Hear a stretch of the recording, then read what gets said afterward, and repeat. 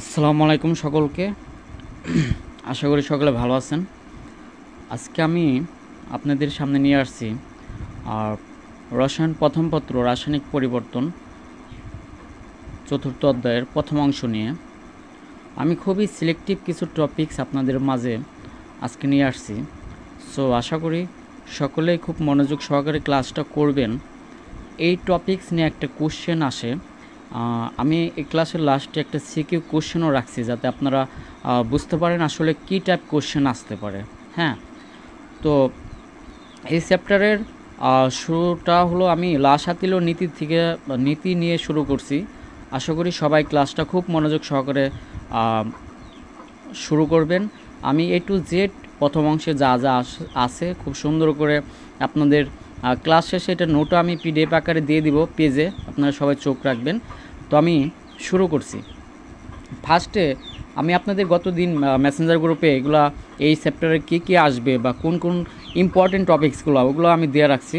আর আমি গ্রামের বাড়িতে যে কারণে ক্লাসগুলো নিতে একটু প্রবলেম হচ্ছে, তারপর আমি নিয়ে নিব আপনাদের ক্লাসগুলো।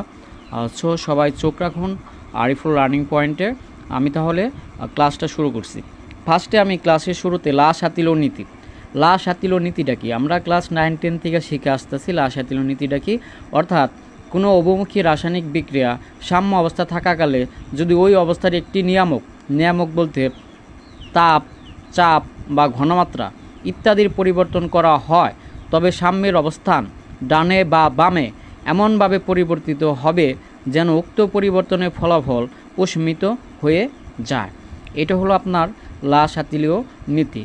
যারা যারা ক্লাসটা করতেছেন অবশ্যই সবার প্রতি রিকোয়েস্ট থাকবে যে ক্লাসটা একটু আপনারা শেয়ার করে দেন, কারণ ক্লাসটা খুবই গুরুত্বপূর্ণ একটা ক্লাস। আপনারা শেয়ার করলে অন্য একজন এই ক্লাসটা দেখতে পারবে। তাহলে লাসাতিলীয় নীতিটা কি, যে কোনো অবমুখী বিক্রিয়া, এখন মনে করেন অবমুখী বিক্রিয়াটা কি, অবমুখী বিক্রিয়া আমরা সবাই জানি যে বাম পাশে থাকে বিক্রিয়ক, অর্থাৎ ধরেন এ প্লাস বি বিক্রিয়া করে কি হলো সি প্লাস ডি।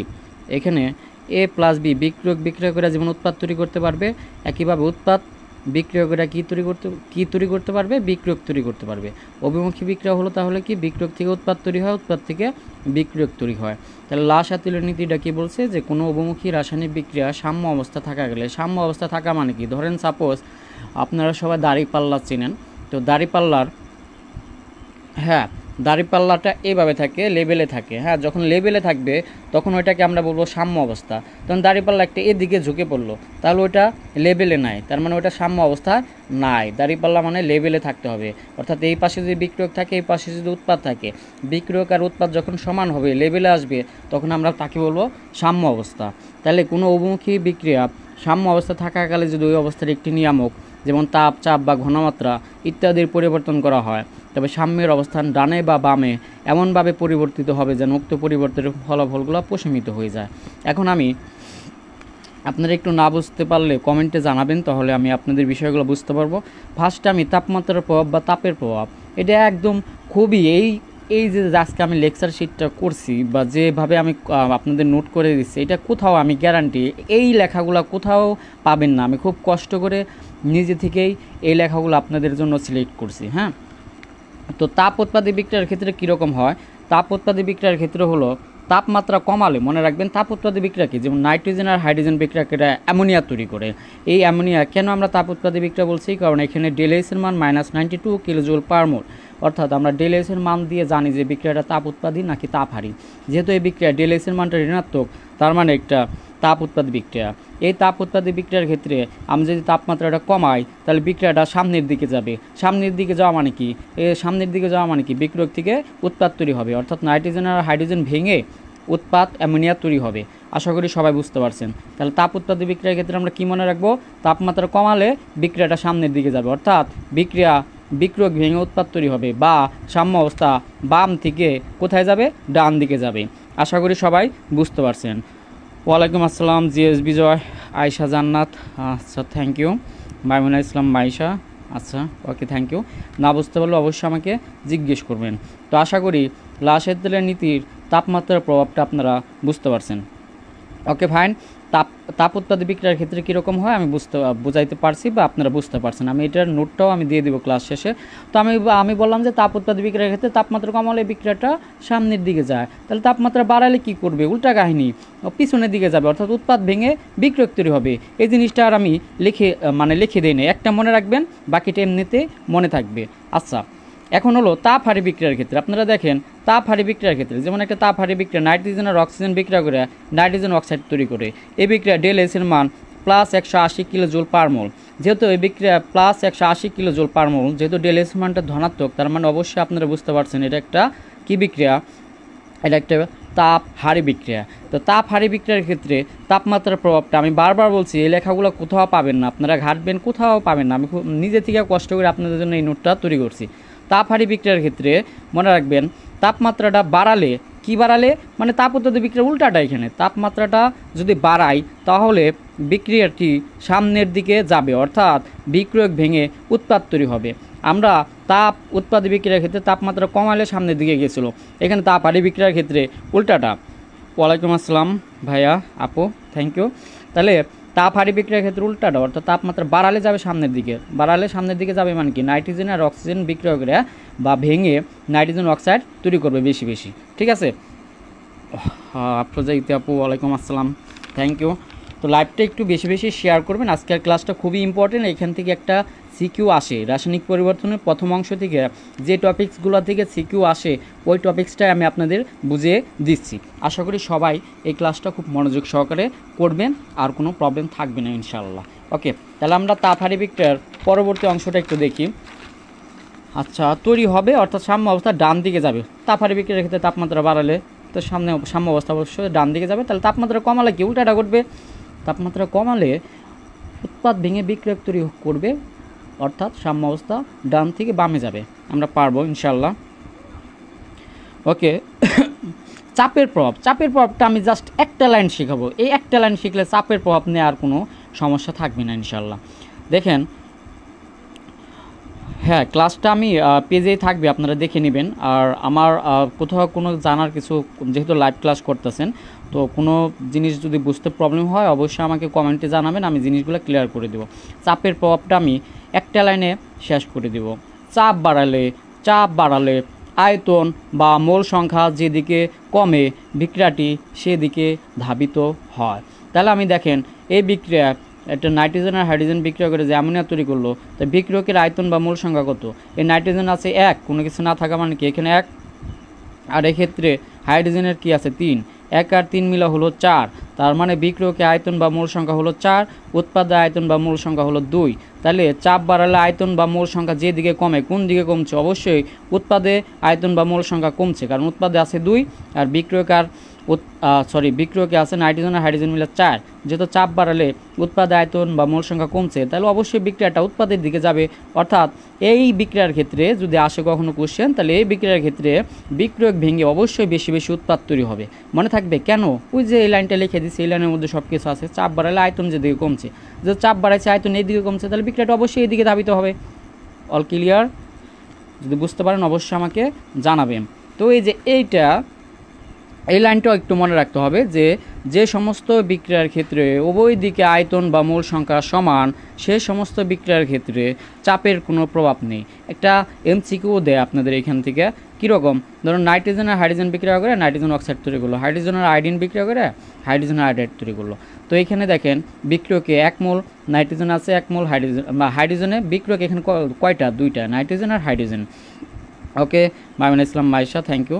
এখানে তাহলে বিক্রিয়কে আছে, এখানে কোনো কিছু নাই মানে কি 1, এখানে কোনো কিছু নাই মানে কি 1, 1 আর 1 মিলা 2, উৎপাদকত আছে 2। তাহলে আমরা দেখতে পেলাম যে বিক্রিয়ক আর উৎপাদ উভয় দিকে আয়তন বা মূল সংখ্যা সমান, তার মানে এখানে এই বিক্রিয়ার ক্ষেত্রে চাপের কোনো প্রভাব নাই, এমসিকিউতে কিন্তু থাকবে। হ্যাঁ, আচ্ছা, আমি এই ক্লাসটা তাসনুবা তামান্না জিজ্ঞেস করছি ক্লাসটা কি রেকর্ডেড থাকবে কি না ভাইয়া। হ্যাঁ, ক্লাসটা আমি পেজেই রেখে দেবো। এই বিক্রিয়ার ক্ষেত্রে সেম দেখেন, হাইড্রোজেন আর আয়োডিন বিক্রিয়া করে হাইড্রোজেন আয়োডাইড তৈরি করলো, এখানে বিক্রিয়কে আছে 1 মোল, বিক্রিয়কে আছে 1 মোল, 1 1 2, উৎপাদক এখানে দেখেন 2 মোল আছে, তাহলে এই বিক্রিয়ার ক্ষেত্রেও চাপের কোনো প্রভাব নাই।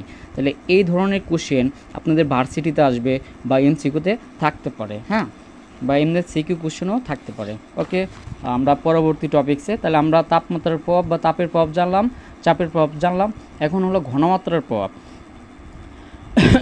ঘনমাত্রার প্রভাবটা কি মনে রাখবেন, সাম্য অবস্থায় বিক্রিয়কের ঘনমাত্রা বাড়ালে বিক্রিয়কের ঘনমাত্রা পরিবর্তনের ফলাফল প্রশমিত করার জন্য কিছু বিক্রিয়ক ভেঙে উৎপাদ তৈরি হবে, অর্থাৎ সাম্য অবস্থা বাম থেকে ডানে যাবে। ধরেন সাম্য অবস্থা থাকা মানে কি, লেবেলে এ দাঁড়িপাল্লা বিক্রিয়ক আর উৎপাদ সমান। এখন যদি আমি বিক্রিয়কের ঘনমাত্রা বাড়াই দিই তাহলে এইদিকে দাঁড়িপাল্লা ঝুঁকে যাবে, এইদিকে দাঁড়িপাল্লা ঝুঁকে যাওয়া মানে কি, তাহলে তার সাম্য অবস্থা থাকবে না। সাম্য অবস্থা না থাকা মানে কি, লাসাতিলা নীতির এই সূত্রটা প্রয়োগ হবে না। এই কারণে কিছু বিক্রিয়ক থেকে কিছু উৎপাদ তৈরি হবে যাতে দাঁড়িপাল্লা আবার লেবেলে আসে, অর্থাৎ সাম্য অবস্থায় আসে। তার মানে আমরা বুঝতে পারছি যে আপনার যদি আমি সাম্য অবস্থায় বিক্রিয়কের ঘনমাত্রা বাড়াই তাহলে এদিকে ঝুঁকে পড়বে, এদিকে ঝুঁকে পড়া তো যাবে না, কারণ সাম্য অবস্থায় আসতে হবে। এই কারণে কিছু বিক্রিয়ক ভেঙে কিছু উৎপাদ তৈরি হবে যাতে এটা লেবেলে বা সাম্য অবস্থায় আসে।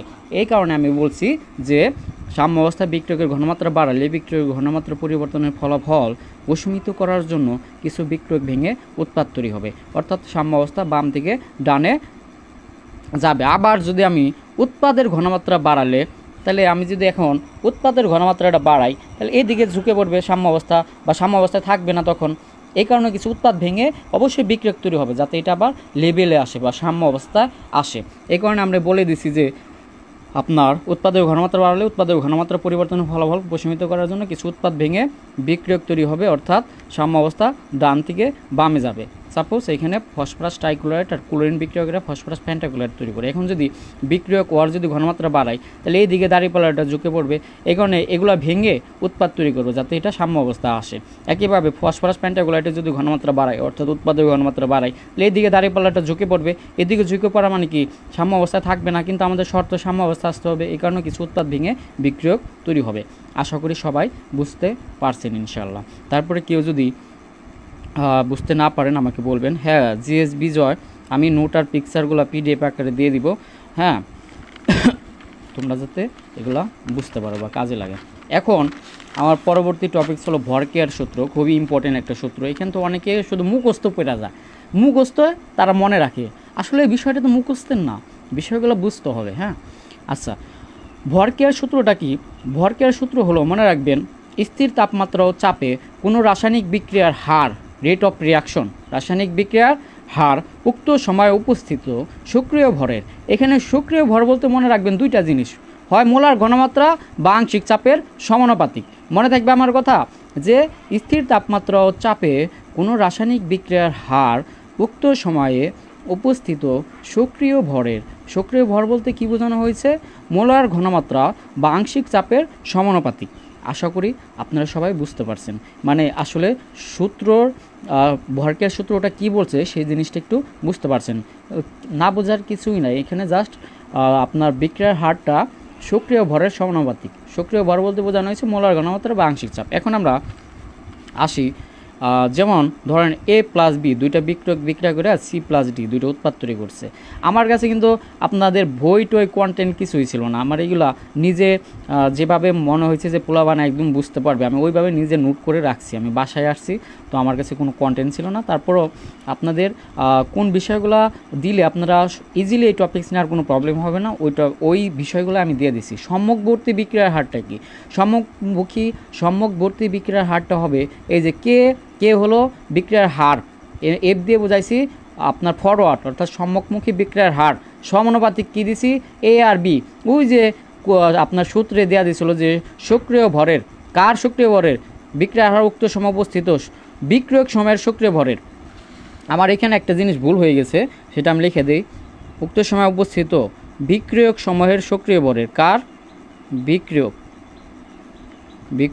সময়ের,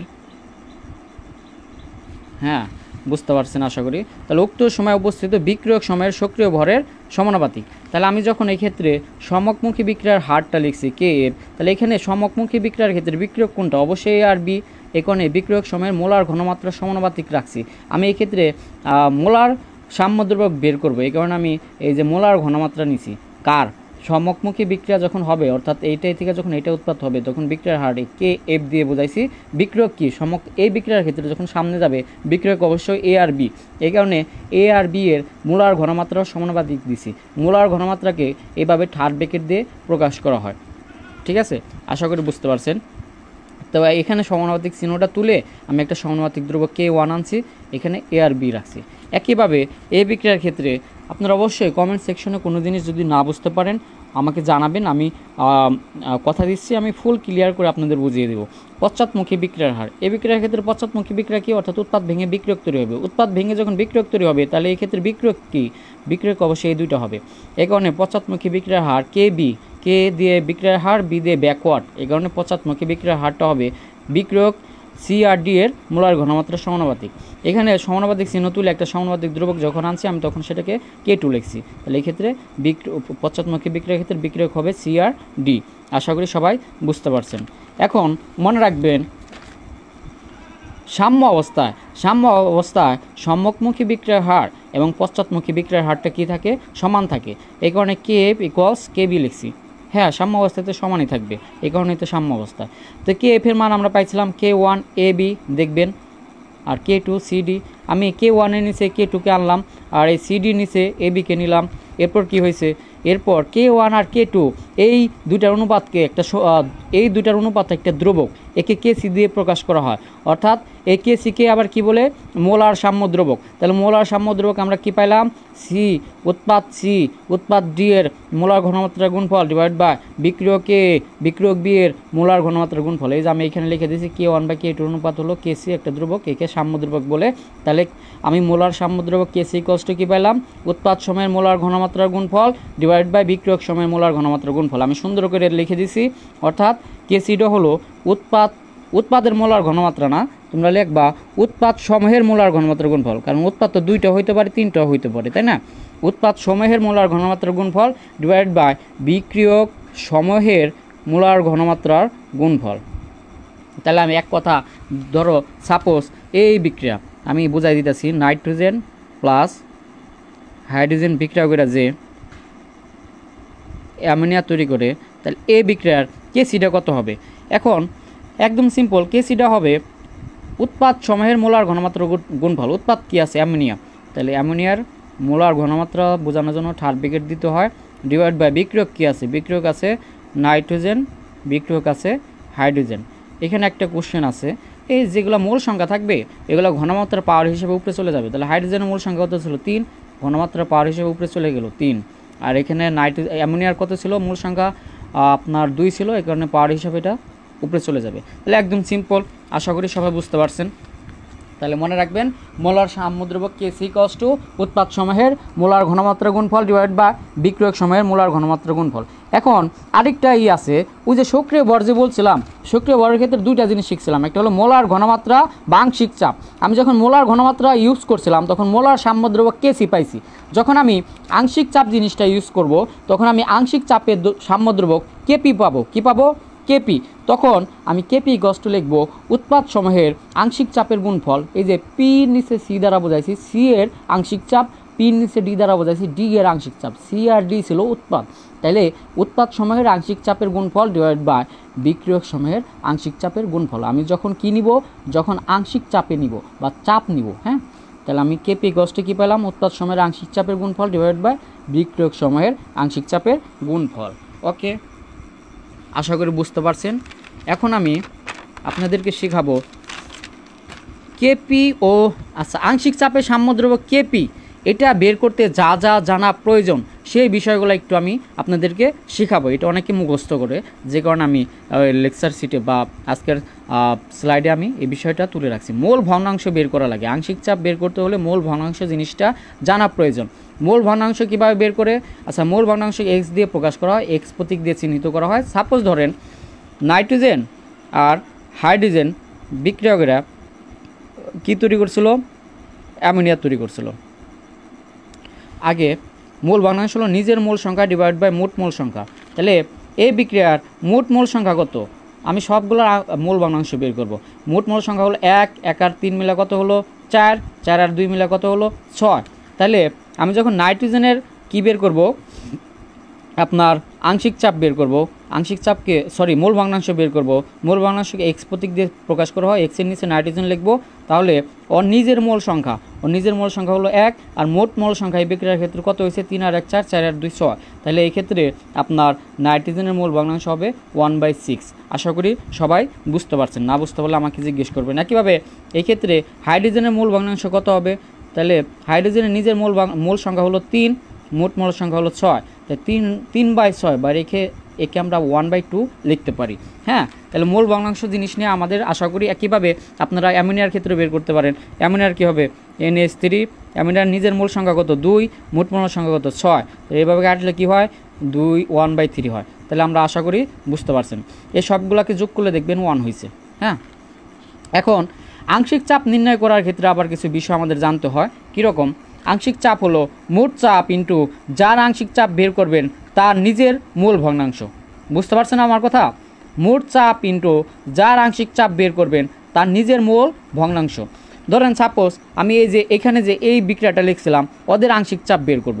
মোট চাপটা এটা কোশ্চেনে দেওয়া থাকে। ধরেন মোট চাপ মনে মনে কি আছে? পি আছে। কোশ্চেনে কি পি দেওয়া দিছে? পি এর মান 1 অ্যাটম, 2 অ্যাটম, এক চাপটা অনেক জিনিসই থাকতে পারে। তা আমি ধরেন আংশিক চাপ বের করার জন্য আংশিক চাপের প্রতীক হলো পি। পির নিচে ধরেন এই বিক্রিয়ার ক্ষেত্রে আমি নাইট্রোজেন আংশিক চাপ বের করব। তা পির নিচে কি? N2 দ্বারা বোঝালাম নাইট্রোজেনের আংশিক চাপ। এটা হলো মোট চাপ ইন্টু যার আংশিক চাপ বের করবেন তার নিজের মূল ভগ্নাংশ। তো নাইট্রোজেনের মূল ভগ্নাংশ কত ছিল? 1/6। এই কারণে লিখবো 1/6। এই যে আংশিক চাপ বের হয়ে গেল। এই আংশিক চাপটা আমরা কেন বের করলাম? আংশিক চাপটা আমরা এই কারণে বের করলাম, যখন আমরা কেপি অর্থাৎ আংশিক চাপের সাম্যদ্রব্যক বের করব তখন এই বিষয়টা আমাদের লাগবে।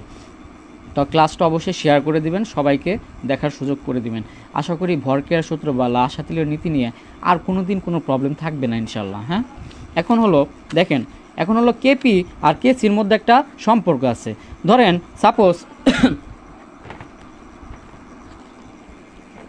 সাপোজ ধরেন এ দ্বারা বোঝাইছি, ধরেন এটা মূল সংখ্যা। হ্যাঁ, মূল সংখ্যা 1 2 3 যাই হতে পারে। A প্লাস বি, যেহেতু এটা অবমুখী বিক্রিয়া, LL প্লাস MM, এটা কি বিক্রিয়ক, এটা হলো উৎপাদ। তাহলে আমরা কেসি কি জানি? কেসি জানি উৎপাদ সময়ের মোলার ঘনমাত্রা গুণফল ডিভাইড বাই বিক্রিয়ক সময় মোলার ঘনমাত্রা গুণফল। তো মোলার ঘনমাত্রাকে থার্ড ব্র্যাকেট দিয়ে প্রকাশ করে এখানে এলটা উপরে কেন দিছি? কারণ যেটা মূল সংখ্যা হিসাবে থাকে সেটা পাওয়ারটা উপরে চলে যায়। হ্যাঁ, এই কারণে যেটা মূল ভগ্নাংশ হিসাবে ছিল বা মূল সংখ্যা হিসাবে ছিল সেটা পাওয়ারটা উপরে চলে গেল থার্ড ব্র্যাকেটের। একইভাবে উৎপাদ আছে M, উৎপাদের মূল সংখ্যা কত ছিল? M, এমটা উপরে চলে গেল। এখন ডিভাইড বাই বিক্রিয়ক সময়ের মোলার ঘনমাত্রা গুণফল। বিক্রিয়ক আসলে A, এটা মূল সংখ্যা ছিল A, এটা উপরে চলে গেছে। বিক্রিয়ক ছিল B, মূল সংখ্যা ছিল B, বিটা উপরে চলে গেছে। আশা করি বুঝতে পারছেন। এটা হলো আপনার মোলার সাম্যদ্রব্যকের ক্ষেত্রে। এখন আংশিক চাপের সাম্যদ্রব্যক কেপিটা কি? কেপির ক্ষেত্রে আমরা জানি আপনার কি জানি? এটাকে আংশিক চাপের উৎপাদ সময়ের আংশিক চাপের মোলার আংশিক চাপের গুণফল, উৎপাদ সময়ের আংশিক চাপের গুণফল ডিভাইড বাই বিক্রিয়ক সময়ের আংশিক চাপের গুণফল। তো এই বিক্রিয়ার ক্ষেত্রে উৎপাদ কি আছে? LL MM। এই কারণে এই পি দ্বারা বোঝাইছি L এর আংশিক চাপ, আর যেহেতু এলটা মূল সংখ্যা হিসাবে ছিল, এলটা পাওয়ার হিসেবে উপরে চলে গেছে। একইভাবে এটাও সেম। আশা করি বুঝতে পারছেন। এখন আমি কেপি আর কেসির মধ্যে সম্পর্ক শেখাচ্ছি। PV কস্ট আমরা জানি NRT। কি জানি? NRT। আমরা পির নিচে কি এই এন এর নিচে এই ভিটাকে নিয়ে গেলাম, সাথে আরটি রাখলাম। আমরা দেখবেন আপনারা যখন পরিমাণগত রসায়ন পড়বেন তখন মোলারিটি ও ঘনমাত্রার মধ্যে একটা সম্পর্ক আছে। হ্যাঁ, এটাকে মোলারিটি বা ঘনমাত্রা S বা C দিয়ে প্রকাশ করা হয়। আপনাদের সম্পর্কটা আমি এখানে শিখাই দেই। কেন N/V = ঘনমাত্রা C হলো? আমরা শিখাইছিলাম S = W × 1000 যখন না দিব তখন ওটা ঘনমাত্রা M × V। আমি 1000 দেই নেই। 1000 না দেওয়ার কারণে কি হলো? ভিটা হলো লিটার এককে হয়েছে, লিটার এককে আয়তন। তো মনে রাখবেন W/M হলো কি? মূল সংখ্যা। আমরা জানি W/M মানে কি? মূল সংখ্যা। সাথে নিচে V আসলো, ভিকে 1/V আকারে রাখলাম। এখন এই W/M কি? মূল সংখ্যা N রাখলাম, আর 1/V আকারে ছিল, এটা নিচে চলে গেল। তাহলে S = কি পাইলাম? ঘনমাত্রা N/V, বা S/কে C দিয়ে প্রকাশ করা হয়, বা C = আমরা পাইলাম N/V। এই কারণে দেখেন এই যে এখানে N/V ছিল, এখানে আমি C লিখতে পারছি, এই কারণে এটা CRT হয়েছে। এখন এই কেপির ক্ষেত্রে আমি 1 নং সমীকরণ দিছিলাম। এখন যদি আমি ফারহান মিয়া কোনটা আবার বলবো? বলো একটু কোনটা আবার বলবো? আমি তো শুধু ক্লাস নিয়েই যাচ্ছি, আপনাদের তো কোনো ক্লাস বা কথা শুনতেছি না। আপনারা যদি কমেন্টে না জানান সরি,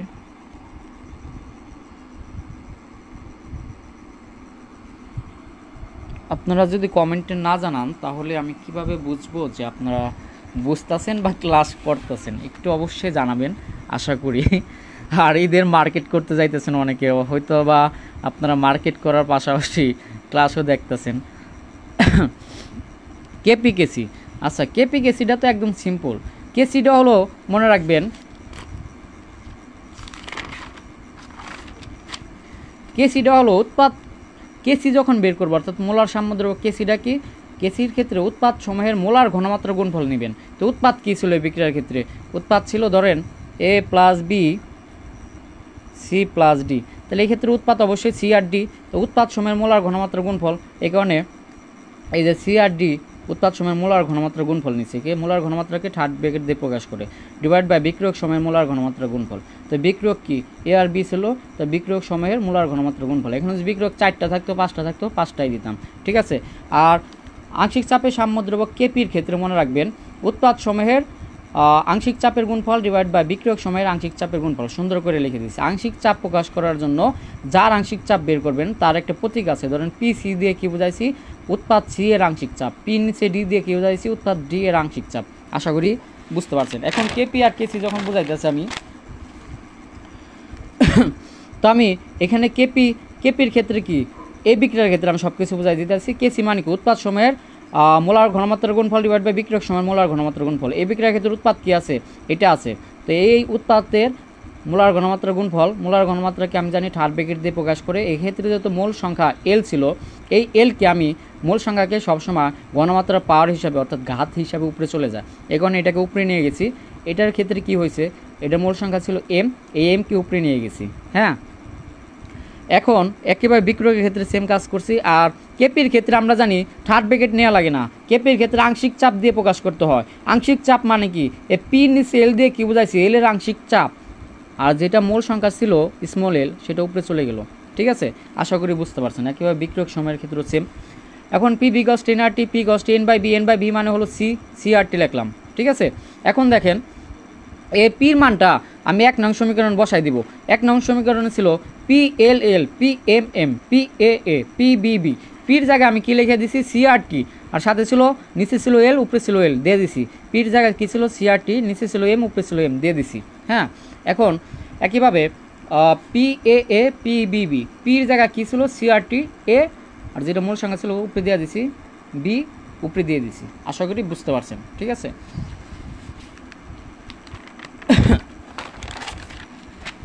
আচ্ছা, এখন এটাকে ভেঙে আমি কি করছি? এটাকে এই লাইনে করে দেই, এখানে করে দেই যাতে বুঝতে পারেন। এই সির সাথে এলকে রাখছি, সি এল এল। আর এখানে আরটি ছিল না, আরটির সাথে কি যাবে? শুধু পাওয়ারটা যাবে এল। একইভাবে সি এম এম, অর্থাৎ সির সাথে এম গেল স্মল এম। একইভাবে আরটির সাথে কি যাবে? নিচেরগুলো সেম করছি, তাহলে সি এ এ, এখানে আরটি আছে, আরটি পার এ, সি বি বি, আরটি আছে, আরটির পাওয়ার বি। আশা করি বুঝতে পারছেন। ওকে মিনহাজ, থ্যাংক ইউ। মনে রাখবেন এখানে থার্ড ব্র্যাকেট দিয়ে প্রকাশ করা যায় এটাকে। এই জিনিসটা আরেকটু বোঝাই দিই। এই যে আপনার কেসির ক্ষেত্রে যে উৎপাদের মোলার ঘনমাত্রার গুণফল, কি থার্ড ব্র্যাকেট দিয়ে প্রকাশ করা হয়, আবার ক্যাপিটাল সি দিয়ে প্রকাশ করা হয়। ক্যাপিটাল সিও বোঝায় কি? মোলার ঘনমাত্রা। এটাকে চাইলে এইভাবেও লিখতে পারি আমরা এটাকে, ঠিক আছে। বা সি এম এম, সি এ এ, সি বি বি। ওকে, এখন দেখেন তাহলে আমরা কি পাইলাম? তাহলে আমরা পাইলাম হলো সি এল এল, সি এম এম, আর টি। আচ্ছা, এখানে পাইছিলাম সি এল এল, আগের পেজ খেয়াল করবেন, আমি এটার পিডিএফ দিয়ে দেবো। আর টি এল, সি এম এম, আর টি এম, সি এ এ, আর টি এ, সি বি বি, আর টি বি।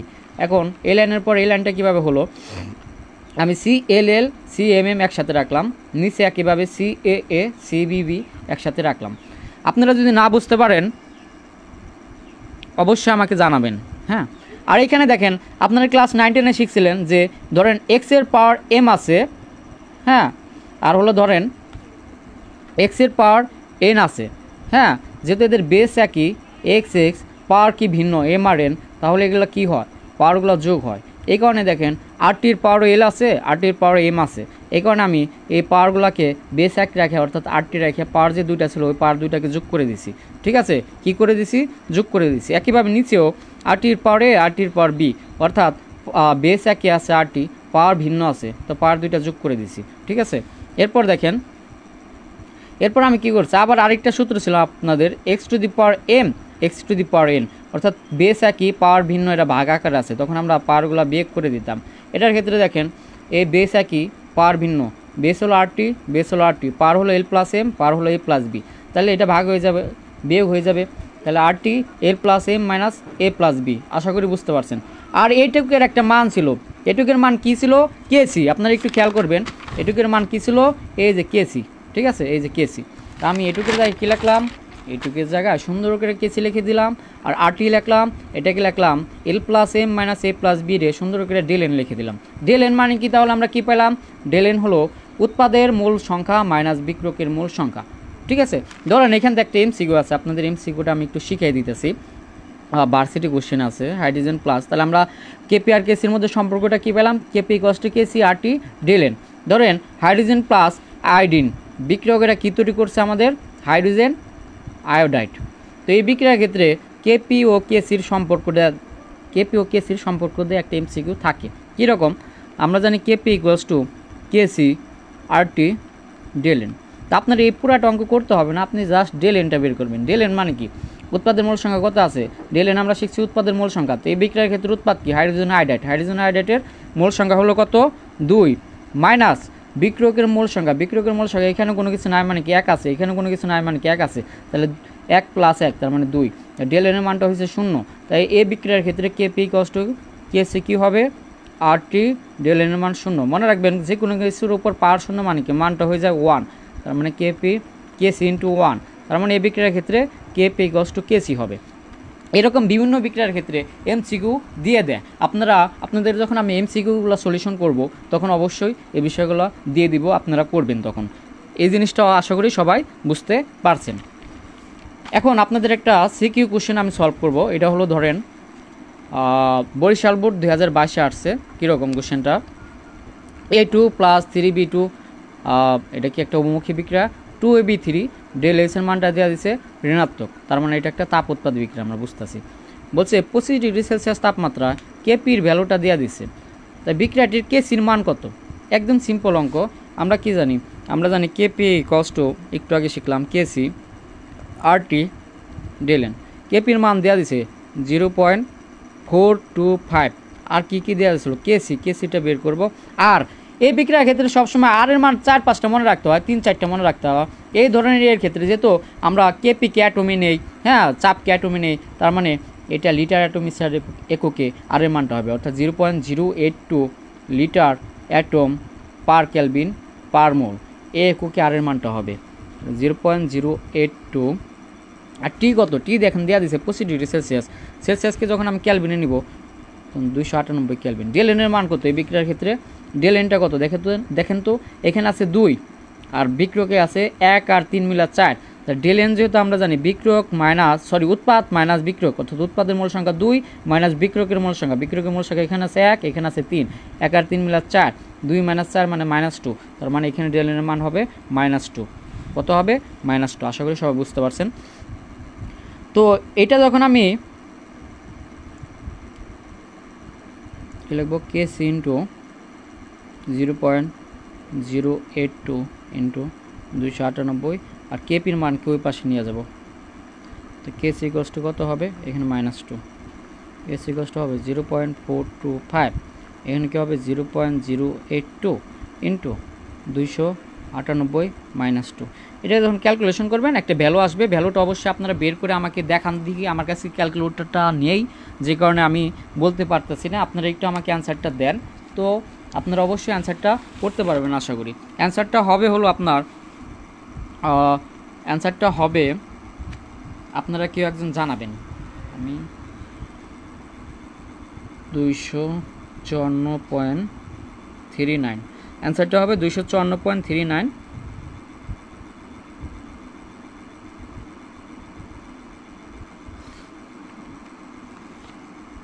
ঠিক আছে, বা একক এটা না দিলেও হবে, একক না দিলেও হবে, অনেকে একক নিয়ে ঝামেলা হয়, সো বলতেছে একক না দিলেও হবে। আপনারা যখন ক্যালকুলেশন করবেন তো দেখবেন কেসির ভ্যালুটা এত বের হয়েছে, তো আমরা কেসি ইজিলি বের করতে পারলাম, যে জিনিসটা শিখাচ্ছি ওই জিনিস দেই।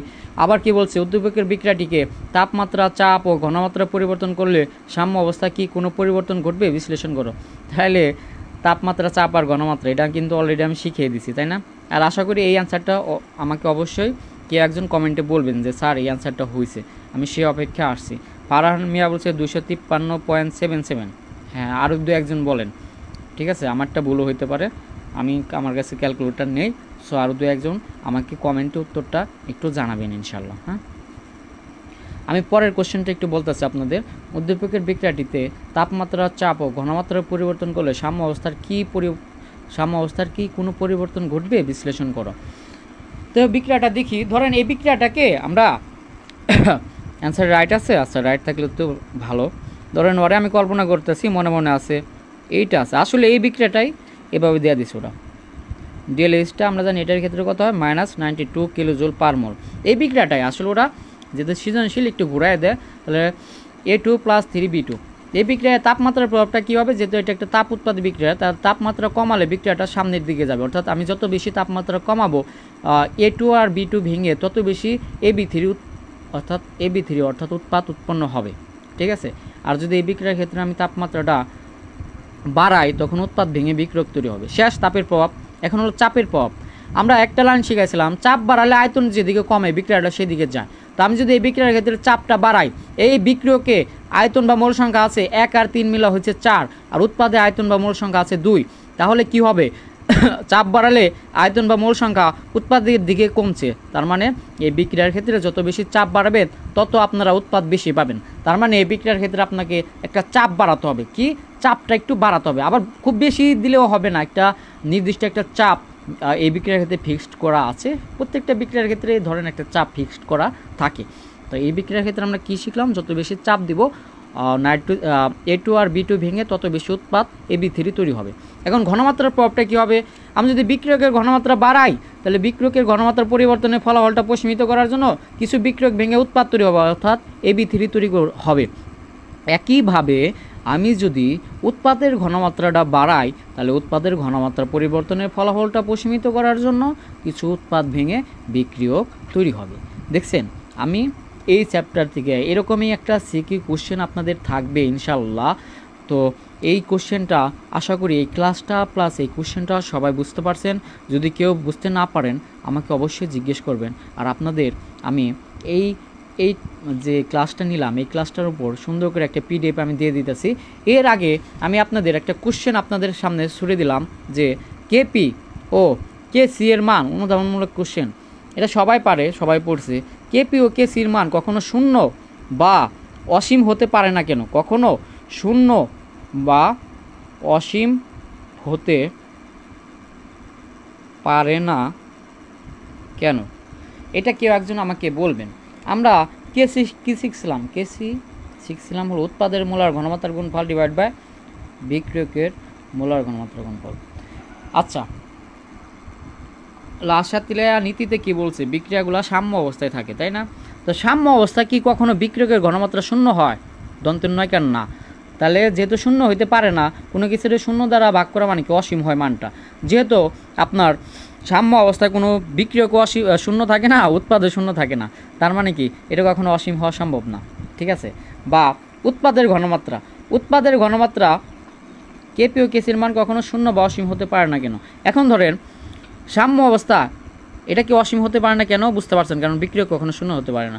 এখন যদি আমি উৎপাদ কি কখনো শূন্য হতে পারে সাম্য অবস্থা, দন্তের নয় কেন না। যেহেতু উৎপাদ শূন্য হতে পারে না সেই কারণে কেসির মানটাও শূন্য হতে পারে না।